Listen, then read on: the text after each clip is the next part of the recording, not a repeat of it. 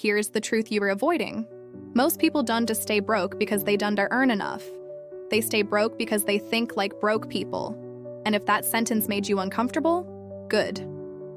Let me ask you something even scarier. What if you got $1 million tomorrow and lost it all within 5 years? That's the reality for so many people, and it has nothing to do with luck or skill. In the next few minutes, you'll discover the invisible patterns controlling your financial life. Patterns no one taught you. Hit like and subscribe right now, because by the end of this video, you'll see money in a way no one ever explained. Most people believe rich people are smarter, luckier, or somehow different. That's a lazy excuse. The real difference is psychological. Wealthy people don't just have more money, they have a different relationship with it. And that relationship starts long before the money shows up. Poor and middle-class thinking focuses on outcomes. Rich thinking focuses on systems. A regular person asks, "How much does this pay?"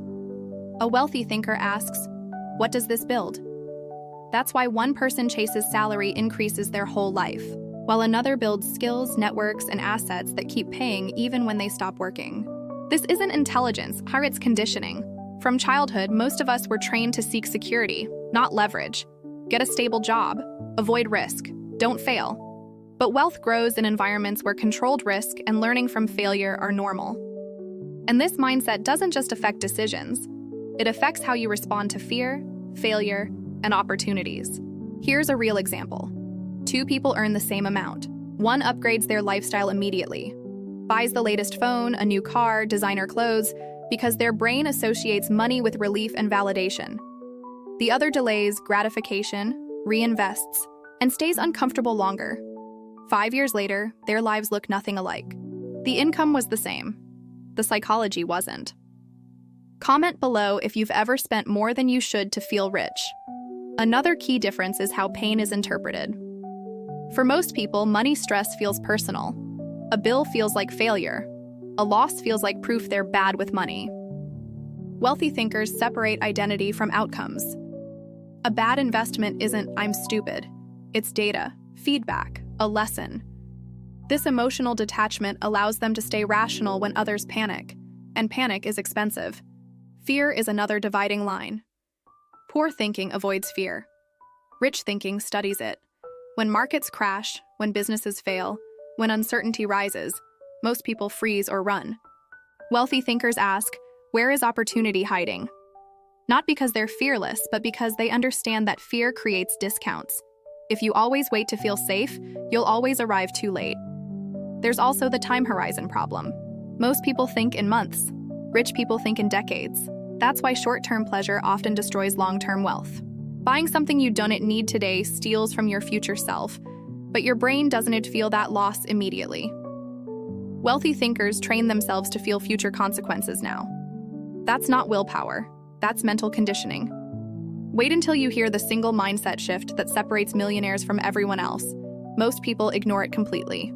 Now let's talk about the real-life problems this creates. People work hard but feel stuck. They earn more but save nothing. They copy rich lifestyles instead of rich strategies. They chase quick wins, crypto tips, and shortcuts because patience feels like pain. And deep down, they believe money is scarce, unfair, or meant for other people. That belief quietly sabotages every decision they make. Real-life example. Someone earns $5,000 a month, spends $4,800 on clothes, gadgets, and dining out, and wonders why they can't save. So what's the solution? Not affirmations. Not hustle culture. Rewiring how you think. First, stop tying self-worth to money. Emotional money decisions are expensive decisions. Treat money like a tool, not a judge.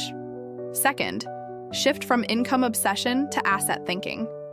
Ask yourself regularly, does this cost me money, or does it eventually make me money?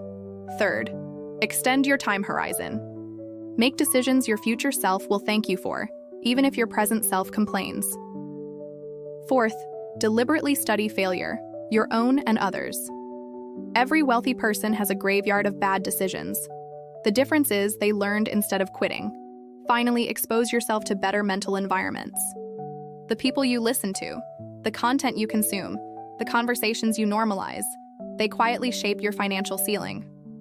If your environment rewards comfort over growth, your results will reflect that.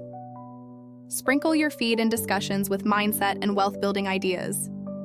Share in the comments which habit you'll change first. Wealth isn't built by luck. It's built by invisible mental habits repeated daily. And the moment you change how you think about money, money starts behaving differently around you. If this made you uncomfortable, say why in the comments. Discomfort is where growth starts. Share this with someone who works hard but still feels stuck. And if you want more psychology-based money breakdowns that actually challenge your thinking, you already know what to do. Thanks for watching. See you in the coming video.